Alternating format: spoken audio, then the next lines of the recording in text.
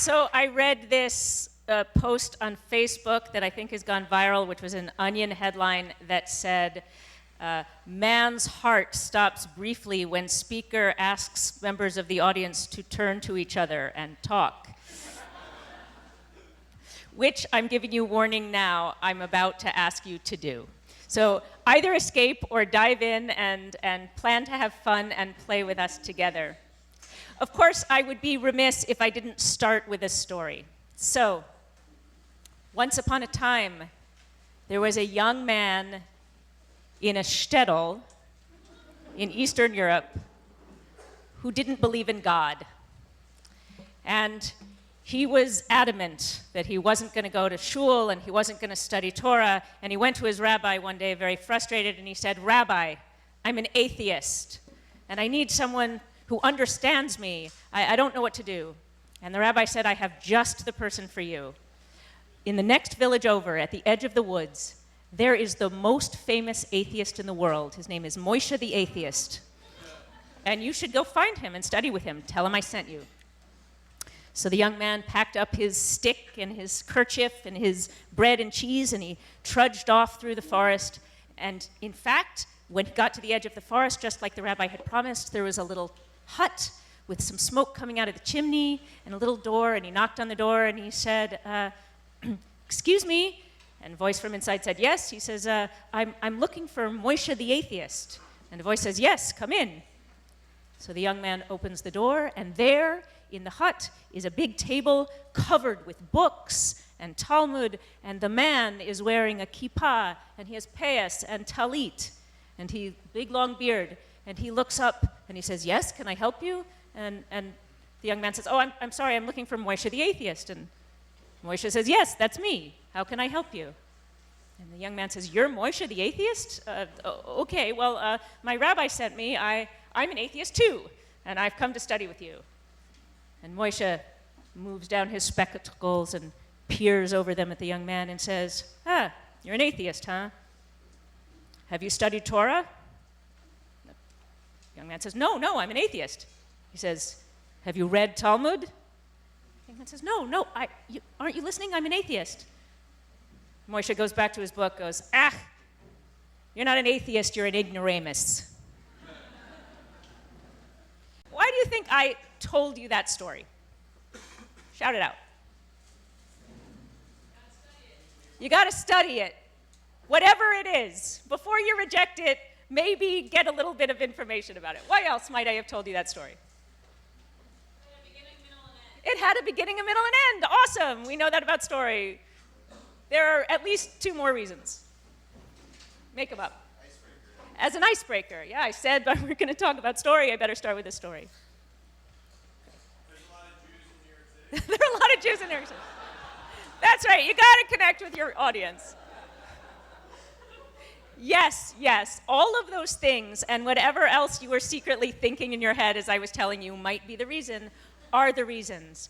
Because as we start to talk about story and the power of story, you're going to get a whole flow this afternoon from different awesome speakers. And where I want us to start is with the place of asking the right question about story. And I think that question is not if we should use story in business, but how do we use story in business? Because in fact, what it seems to be coming more and more clear is that story is meaning.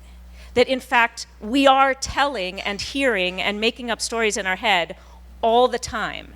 That's the way our brains work. And there's neurobiological studies that are actually tracking this. Jerome Bruner, the cognitive psychologist, says it just that way. Story is meaning. So if, whether it's in business or any other context, we're saying, I don't know about this story thing, I'm not sure I'm a believer in using story, we're missing the point.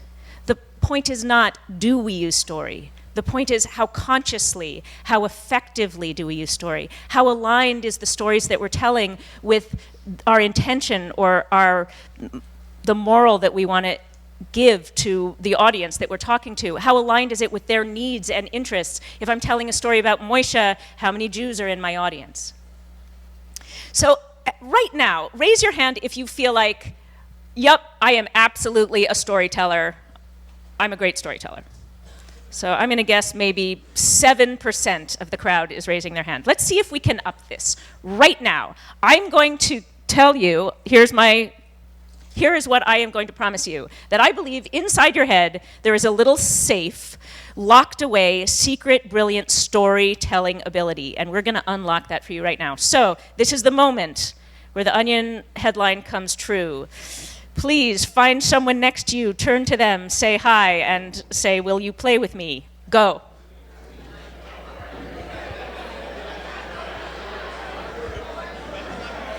All right. Here's how this is going to work. Come on back. The person in your pair who has the longer hair is going to be the storyteller. All right. Storytellers, this is what is going to happen. You have the easy job. The other person in your pair is going to inspire a brilliant story. You are going to seed a brilliant story, and this is how you're going to do this. You are going to give your partner 3 random words, and then they are going to tell a 30 to 60-second story. So it might look something like this. Could I have 3 random words? Okay, I heard balloon. I heard balloon, burrito, and salsa. So let's say burrito and salsa are one, balloon is another. Give me something else random that does, and pterodactyl. Thank you very much. Okay, so little Jimmy was very excited to get a balloon at the zoo. He was so excited that he ran away from his mom and stole all the rest of the balloons.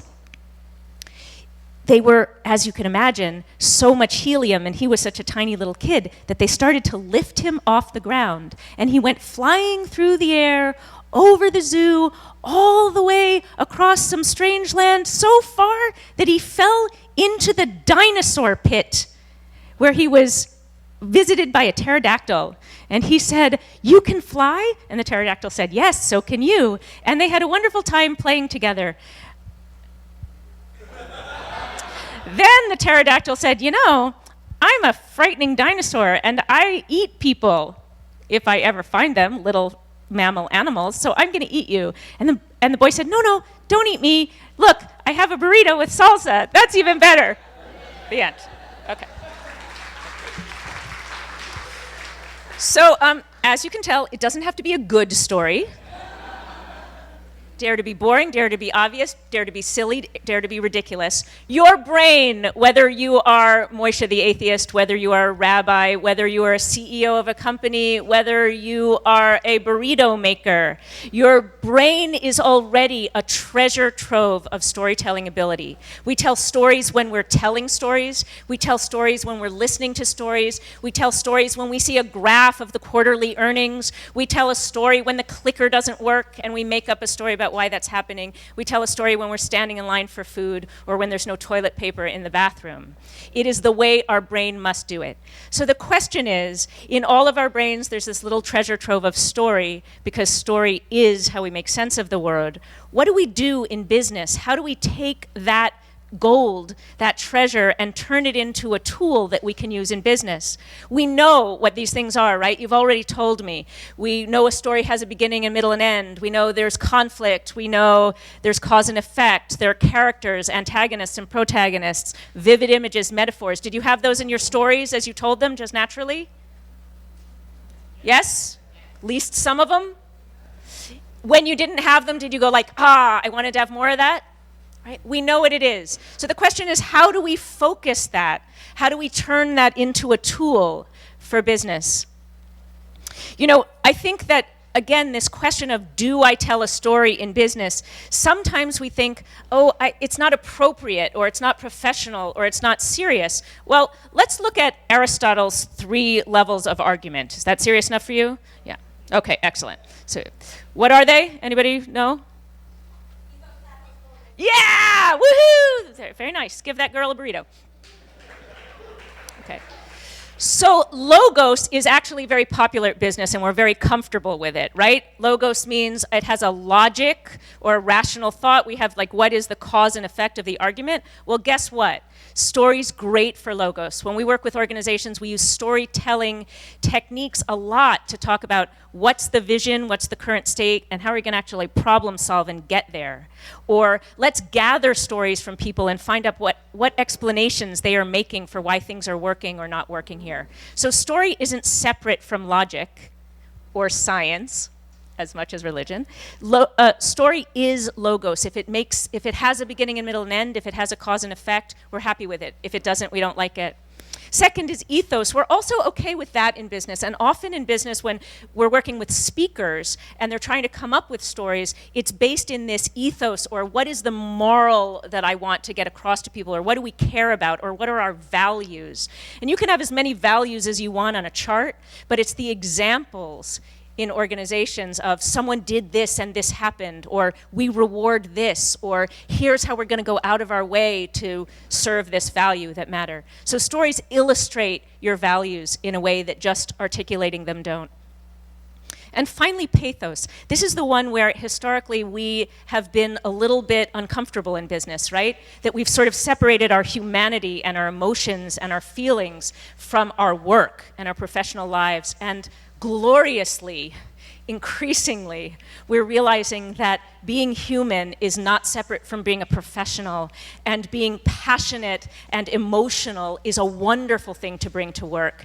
And having a story is a way that makes us smarter and better and more committed to what we're doing.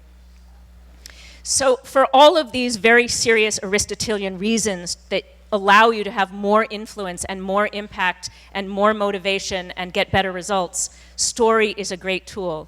We could spend, as we do with our clients, days and days giving you explicit tools, and story sellers like myself do that. They say, here are the stories you must be telling. Here's the way you must structure a story. And there are wonderful, wonderful tools, like you'll just hear in a minute, where people have figured out what can I do so that I don't have to figure out it myself to be cleaner and more explicit about my stories and have more impact. But the bottom line is this. There are just a couple of things that you need to ask yourself to be able to use story in an effective way, whether it's in business or anywhere else. And here they are. Remember that I'm co-creating it. So I'm going to tell you what I care about, and I'm going to try to connect it to what you care about. The questions I ask on my end are, what is the moral of my story? What is it I want you to know? And what do I want you to do differently after you've heard me talk? How do I want you to be changed? And then the questions that you ask about your audience are, what do they care about? And what's in it for them to do what I want? Once you've asked those questions, you've focused your story, you pick it, and you will rule the world. So before I leave, here is my call to you. I want you to use story. I want you to gather it. I want you to notice it. And I want you to start consciously thinking about, what is my intention when I'm choosing to tell this story or communicate in this way? And what's in it for my audience that's going to make them care and be moved and do it? Thank you.